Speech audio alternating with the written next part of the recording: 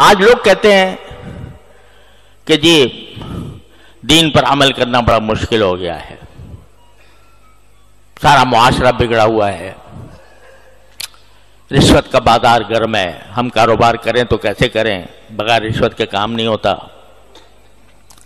ہم بازار میں نکلتے ہیں، گھر سے باہر نکلتے ہیں تو نگاہوں کو پناہ نہیں ملتی، اور نگاہوں کو کیسے بچائیں؟ مجلسوں میں بیٹھتے ہیں تو غیبتیں شروع ہو جاتی ہیں، کیسے بچائیں جبکہ پوری مجلس جو ہے وہ غیبتوں سے گرم ہے؟ کیسے بچائیں؟ تقاضا ہوتا ہے نماز باجماعت کا، اور ہم ایسے ماحول میں رہ رہے ہیں جہاں کسی کو فکر نہیں ہے، تو ہمارے دل میں بھی رکاوٹیں پیدا ہو جاتی ہیں۔ غرض سارا ماحول ایسا بگڑا ہوا ہے کہ اس میں ایک تنہا آدمی کیسے اس طوفان کا مقابلہ کرے؟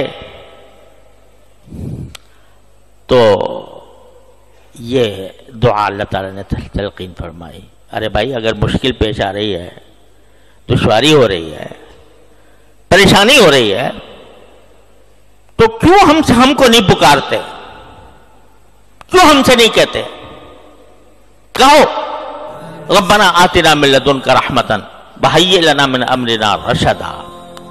اے اللہ میں گر گیا ہوں اس ماحول کے اندر، ظلمتوں کا ماحول ہے، تاریکیوں کا ماحول ہے، گناہوں کا ماحول ہے، میں گر گیا ہوں، مجھے بچا لے اس سے۔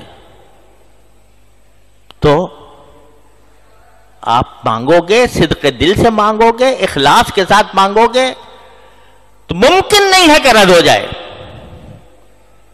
کوئی دعا اگر آدمی دنیا کے کسی مقصد کے لیے مانگتا ہے نا، یا اللہ مجھے فلاں ملازمت دے دے، فلاں منصب دے دے، تو وہ ضروری نہیں ہے کہ تمہیں وہ مل جائے۔ کیوں؟ اس لیے کہ جب اللہ تعالیٰ دیکھتے ہیں کہ اس بندے کو اگر یہ منصب دے دیا تو یہ اس کو خراب کرے گا، اس کے اندر تکبر پیدا ہو جائے گا، یہ دوسروں کے ساتھ ظلم کرے گا، نہیں دیتے اللہ میاں۔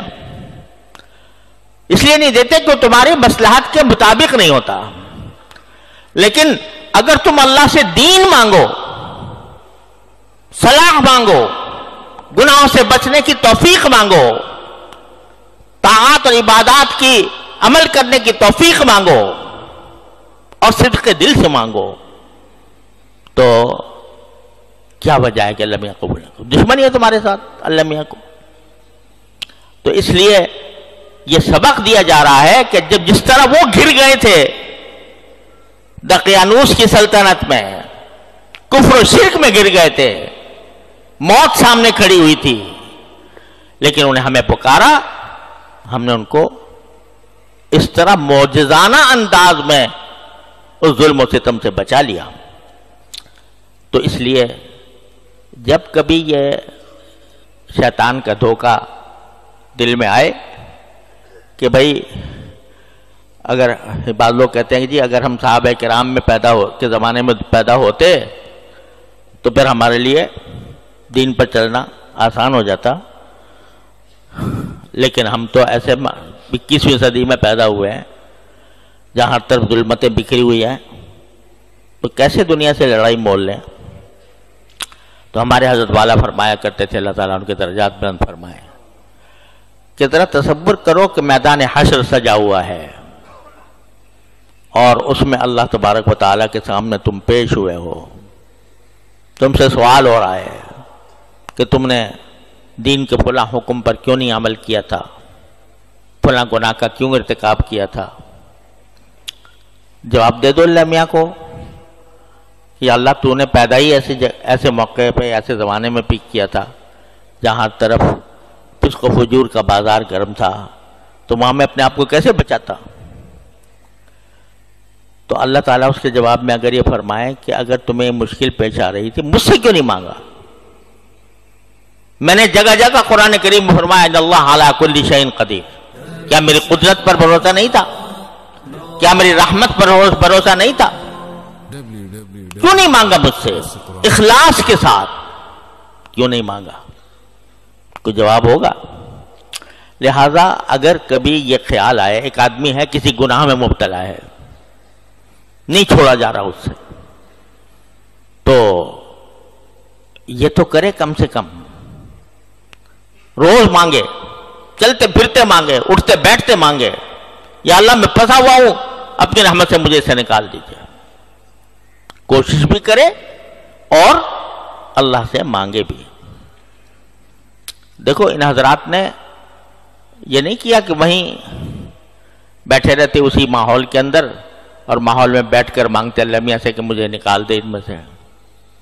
اپنی جتنی استطاعت تھی بھاگ کے غار میں گھس گئے، اتنا کر سکتے تھے نا، یہ اپنے حصے کا کام انہوں نے کر لیا، باقی اللہ پہ چھوڑ دیا۔ ربنا آتنا من لدنک رحمۃ وہی رحمت۔ یہی تم بھی کرو، جتنا تم سے ہو سکتا ہے اتنا قدم بڑھاؤ اور پھر اللہ کو پکارو، اپنے پروردگار کو پکارو، کہو ربنا آتنا من لدنک رحمۃ وہیئ لنا من امرنا رشدا۔ اس کے باوجود تو دیکھنا تم انشاءاللہ ثم انشاءاللہ تمہاری زندگی میں انقلاب آ جائے گا۔ اور اگر بالفرض نہ آیا جبکہ تم نے کوشش بھی جاری رکھی تھی اور اللہ سے مانگتے بھی رہے تھے، تو کم از کم اللہ میاں کے سامنے یہ کہنے کو تو ہوگا کہ اللہ ہم نے تو مانگا تھا آپ سے، ہم نے کوشش بھی کی تھی، مانگا بھی تھا۔ تو اللہ میاں اس کو نامراد نہیں کرتے۔